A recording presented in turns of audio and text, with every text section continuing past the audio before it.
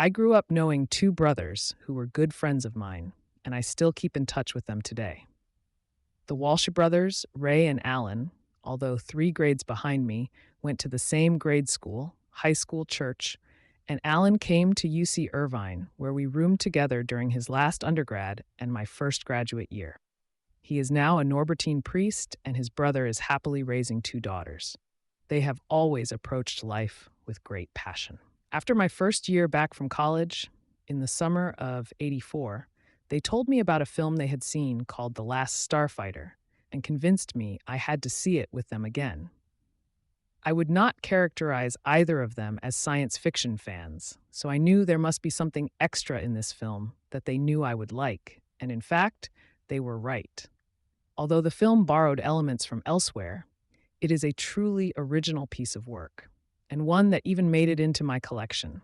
Let's be clear, this film is meant to be fun. Although it borrows the Star Wars concept of an adventure in space thrust upon a lowly young kid who wasn't looking for it, the Earth scenes have lots of well-placed situational humor, and the space scenes with plenty of exaggerated material meant to poke fun at the space adventure genre.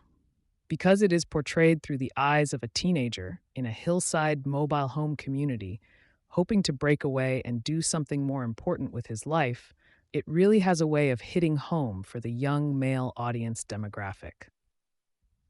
Just picture a guy who passes the time playing the only video game on the campus and one day hits the high score, only to find out that the game is a recruiting tool planted by one side of a cosmic war in space.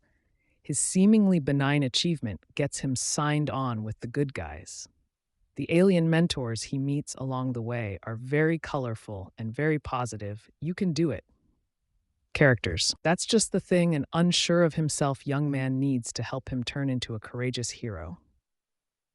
The film has one landmark achievement to its credit, which is that it is the first live-action film to use modern CGI for the entire space battle sequences, rather than models. A few years earlier, Tron had taken claim to the first all-computer-generated sequences, but since the objects in Tron existed in a symbolic world, they were not intended to look real. So the techniques used were better referred to as computer animation. What is meant by modern CGI is the full rendering of objects by a computer into a scene that is meant to mimic real objects, which is what we are so used to seeing today. At the time, it was a very different kind of look, enough to leave an impression. But it must be emphasized that the effects are just a sidebar. The real charm of the film is the way the story is told and the characters that are met along the way. Robert Preston does a wonderful job as Centauri, the cosmic salesman, in his last performance before he passed away. Is it science fiction?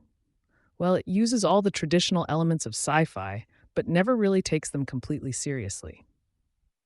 It's one of the few films in this genre that I can recommend to both fans and non-fans, and know they will probably have some fun with it.